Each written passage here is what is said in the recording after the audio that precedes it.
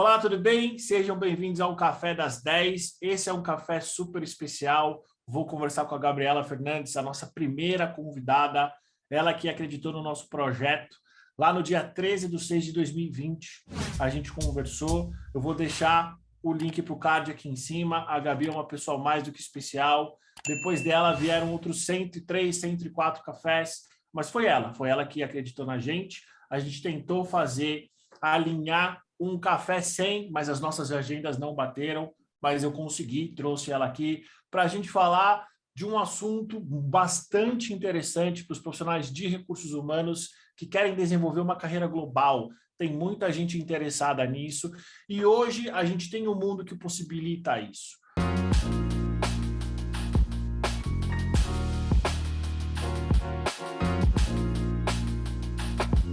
Gabi, bom dia. Muito obrigado pela tua presença. A gente vai falar hoje sobre a carreira de HRBP Global. Oi, Edu, que prazer estar com vocês novamente. Eu que me sinto privilegiada aí por ter sido a pioneira aí do projeto, que vocês tanto, né, têm desenvolvido aí com carinho, com o engajamento, que eu acho que a gente falou lá 2 anos atrás, né, desde o início. Tenho muito orgulho de ver aí a trajetória que vocês criaram com esse projeto, Edu. Eu acompanho, né, sou fã do projeto, você sabe disso. Criei bastante network e acho que troquei muitas figurinhas também, né, com outros líderes e profissionais de RH. Então, na verdade, quem aprendeu mais aí fui eu e só tenho te agradecer de novo por estar aqui com você e com o time. Muito obrigado, Gabi. Gabi, para quem não te conhece ainda, para quem ainda não viu o seu primeiro programa, quem não viu a tua participação também no nosso podcast, na sala de entrevista, quem é você no mercado de RH? Vamos lá, Edu. Então, eu sou a Gabriela Fernandes, eu estou no mercado aí corporativo há 20 anos, especificadamente em RH há 15 anos. Tive uma trajetória aí no início da minha carreira na área jurídica, na área legal, e ao longo do tempo aí eu fui me encontrando na minha paixão, que é recursos humanos, e de lá para cá atuei em multinacionais americanas e europeias, passando pelos segmentos aí de nutrição humana, nutrição animal, tecnologia, saúde, segurança, e agora aí estou em saúde humana, que foi onde eu comecei minha carreira, e estou muito feliz, Edu. Sou responsável pela América Latina, que também tem sido a minha atuação nesses últimos 15 anos, e no último ano aí tive essa responsabilidade adicional de um cargo global, né, que foi o tema que a gente escolheu aí para o bate-papo de hoje, e estou muito feliz. Estou na NSF International já há 1 ano e meio, e nessa posição global eu estou há 1 ano, adicional às minhas responsabilidades, né, como diretora da América Latina. Aí, a NSF é uma companhia americana de saúde humana, presente em mais de 135 países. Temos escritório aqui em São Paulo, em Porto Alegre, além, né, dos mais de 12 países aí na América Latina. Muito bom, Gabi. Gabi, tira uma dúvida para a gente já começar falando sobre o nosso tema. HRBP, normalmente ele tem um escopo local ou regional. Quais são os desafios de um HRBP global? Dá uma dimensão das suas atribuições, das suas tarefas, das suas responsabilidades, da sua missão. Como é que é um dia a dia seu, por exemplo? Vamos lá, Edu. Eu acho que, primeiro que todas as vezes que eu falo sobre, né, a posição de HRBP, eu sempre tomo bastante cuidado que eu digo que são todos pontos de vista pessoais meus, né, da minha atuação, da minha experiência, né? Isso é muito individualizado, sobretudo na posição de BP, Edu, que tem diferentes nuances, né, diferenças, conforme a organização, conforme a própria expectativa daquele negócio, né? A gente sabe que hoje a gente fala de posições de business partners com nível, né, um pouco mais júnior, com posições de business partners até vice-presidentes. Então, eu sempre gosto, né, de trazer dessa forma bem transparente aí para o pessoal de casa, para lembrar, né, realmente que isso é da minha trajetória, né? E como você bem disse, eu passei pela trajetória de ser uma business partner, né, local, depois regional, e hoje estou, né, em adição às minhas responsabilidades aí da América Latina, ou seja, eu também sou uma business partner regional, né, com a posição aí de diretoria regional, mas tive aí a oportunidade de ocupar essa posição global há um ano atrás. E eu acho que o principal ponto de uma posição de HRBP global, Edu, é, de fato, a profundidade e o envolvimento direto que a gente precisa ter com o negócio. Aí você pode dizer para mim, bom, Gabi, mas isso é o que a gente sempre fala, né? Da posição do business partner no mercado. Não tem nada de novo a gente falar isso. Mas eu acho que a expectativa que se tem de um business partner global, ela acaba sendo muito maior, né? A régua de você, de fato, entender as estratégias que aquele teu negócio está criando, a prioridade que o negócio está estabelecendo ali, não só para os talentos, né? Mas para a cadeia de fornecimento, para os nossos clientes externos, para a área de marketing, para a estratégia a longo prazo, né, para qual é o modelo né, de compensação que a gente vai ter para essa divisão, para essa unidade de negócio, ela acaba vindo em níveis muito maiores, né, do nível de conhecimento desse BP, do que a gente tem para uma posição local e uma posição regional. E por que isso? Eu acho que, número um, geralmente, quando você está numa posição global, o teu cliente interno, né, o principal stakeholder que você ajuda, ele tem um nível estratégico muito maior do que um líder local ou regional, certo? Isso já te coloca numa barra, né, um pouco mais alta, de que para você ser, né, o coach, né, a coaching dele, dela, né, o mentor dele ou dela, te coloca realmente em níveis, né, com uma expectativa um pouco mais alta. E tem um outro ponto também. Eu acho que o dia a dia de um BP global, ele não está presente em tarefas mais operacionais e, né, do dia a dia ali da legislação local, né, de um problema da economia específico daquele país, né? Ele não está envolvido em temas de sindicato, relações, né, empregatícias. Então, todo aquele escopo que um business partner local e regional acaba acumulando, não é algo que naturalmente isso vai existir para uma posição global. Então, eu acho que essa é a grande diferença, né, Edu, nesse sentido.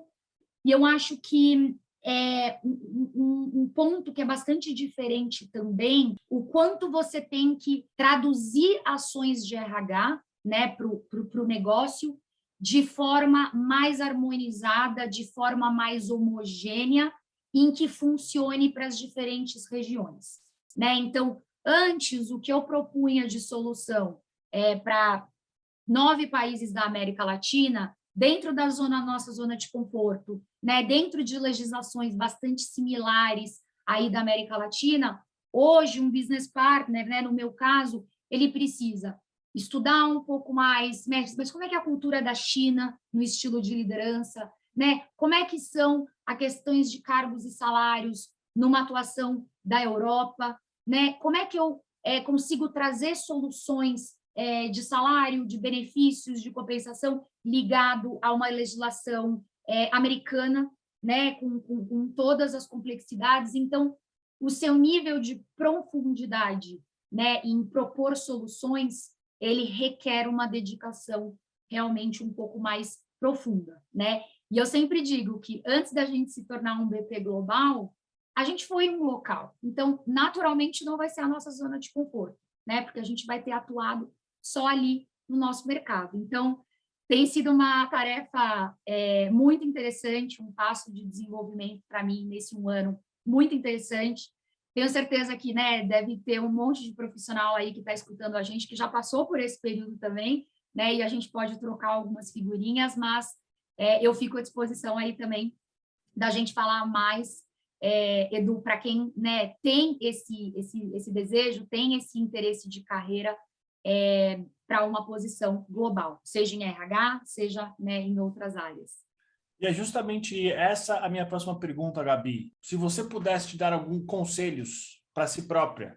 Quando você começou a ter essa ideia, esse interesse de ter uma atuação global, o que você faria para você se desenvolver? E aí, se você quiser falar de habilidades técnicas, se você quiser falar de experiências específicas, quais conselhos você se daria para a Gabi do passado? Muito legal, Edu. Eu acho que a primeira coisa é um ponto que eu sempre coloco, que é a questão da empatia, Edu, e parece um pouco clichê, mas é realmente a visão, primeiro a visão muito forte de inclusão e diversidade, né? Então, se você ainda não é um profissional que ainda não se vê 100% preparado, né, para essa visão aí de inclusão e diversidade, porque a gente tem uma série de profissionais hoje do mercado que falam, nossa, muito legal, né? Eu quero, de fato, ser um líder inclusivo, eu quero, de fato, ser um líder que, né, que entenda a diversidade aí dos nossos talentos e das diferentes culturas.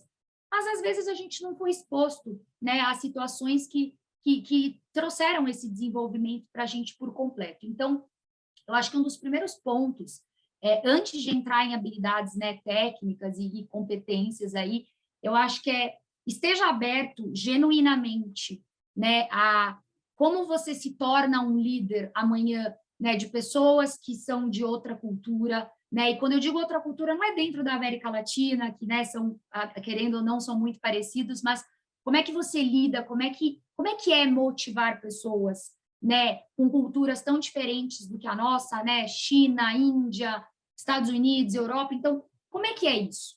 Né? Como é que você explora o melhor dessas pessoas? Né? Como é que você cria times de alta performance com culturas tão diferentes? Então, não ache que é uma receita de bolo, né? Você pode ter sido o melhor líder dentro da América Latina, não vai ser a mesma coisa liderar outras culturas, né? Então, essa é a primeira dica que funcionou para mim e que, né, eu fui desenvolvendo e lendo muito ao longo da minha trajetória, que não acabou, né? Eu ainda estou nesse processo de desenvolvimento. O segundo ponto, eu acho que de fato, como é que você cria relações de confiança com as outras regiões, mesmo que você ainda não tenha uma posição global hoje. Todas as vezes que eu tive a oportunidade de ir para uma posição maior do que a que eu tinha, eu acho que eu nunca estive 100% pronta, mas sempre alguém acreditou, né, no meu potencial e me deu a oportunidade,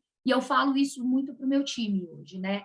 A gente não precisa estar 100% pronto para assumir uma responsabilidade, mas a gente tem que estar consciente do que é que a gente tem que se desenvolver. Eu acho que antes de você ter uma posição global, troque figurinhas com as outras regiões, né? Contate o seu par da Europa, né? Contate o seu par da Ásia, né? China, APEC. Puxa, como é que vocês têm feito aí? Como é que funciona aí? Veja quais são os desafios, né? Eu acho que antes, de repente, de você chegar numa posição, mostre que você tem essa visão interna, mostra que você externa, perdão, que você tem essa orientação, né? Que você se preocupa em entender as nuances aí das outras regiões.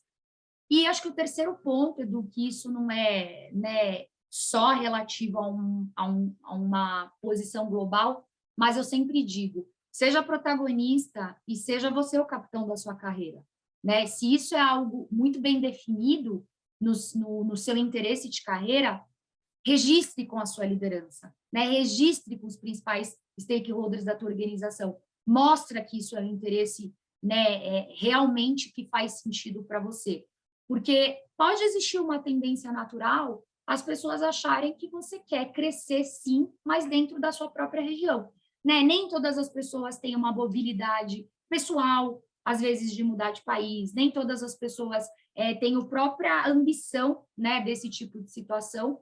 Então, eu sempre digo que a comunicação clara, né, e você ser o capitão da sua carreira e você formalizar é o primeiro passo, e para mim é um primeiro passo que já é metade do caminho. E eu digo isso também, Edu, porque, infelizmente, a América Latina, né, a gente ainda sofre desafios na América Latina, apesar de ser uma região crescente, a gente tem uma certa limitação ainda né, de headquarters realmente dentro da América Latina, né? Exceto se a gente está falando de empresas, né, brasileiras ou com sede aí realmente na América Latina, a gente está falando da maioria hoje das multinacionais europeias e americanas. E durante muitos anos, acho que era quase impraticável a gente falar de uma posição global, você sentando no Brasil, né? Você sentando no México, né? Na Colômbia, no Peru, enfim. E eu acho que a própria pandemia, aí voltando um pouco, né, lá atrás do nosso primeiro café, a própria pandemia, apesar de ser né, um episódio bastante triste para nós, trouxe essa facilidade, né? Então, surgiu muito mais forte o caráter de talent anywhere, né, que é o talento, não importa onde ele esteja sentado, né, e sim o resultado que ele traz, o engajamento, né, que esse talento traz. E isso trouxe realmente uma série de oportunidades. Então, eu tenho colegas, né, que também estão sentados na América Latina e tiveram essa oportunidade, né, de uma posição global. Então, eu vejo que a gente ainda sofre um pouco esse bloqueio, né, que se a gente não registra que esse é um interesse, esse viés aí, né, do passado, todo esse nosso desafio que a América Latina ainda não era vista para esse tipo de responsabilidade. Hoje isso não existe mais. E eu acho que o mais importante, Edu, é a gente continuar, né, motivando as pessoas que estão escutando a gente, que as pessoas continuam sendo o eixo central, assim, né, das empresas. E o futuro, ele é global, né? Tem uma frase que diz, né, que o futuro é global, as pessoas vão ser diversamente, né, conectadas, e a gente vai estar num mundo aí economicamente adaptável. Então, se a gente puder falar mais, eu também permaneço à disposição aí para juntos a gente se preparar para esse mundo que a gente acabou de falar.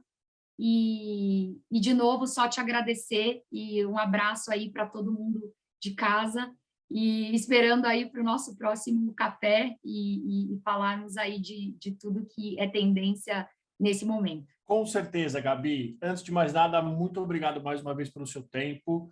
A gente vai se alinhar para que, de tempos em tempos, você apareça aqui. Casa é e sempre vai ser sua. Muito obrigado por você ter compartilhado um pouco da tua carreira. E assim, como é de praxe, vou deixar o teu link para o LinkedIn no card. Sugiro para todo mundo que está vendo a gente, está ouvindo, se conecte com ela, tente tomar um café virtual com ela, porque ela tem muita coisa para contar, tem uma experiência incrível, local, regional e global. Gabi, mais uma vez, muito obrigado. A gente vai se alinhar para uma próxima conversa. Eu que agradeço, Edu. Um abraço para você e para todo mundo que está ouvindo a gente. E até a próxima. Muito obrigado pela sua audiência e até a próxima semana.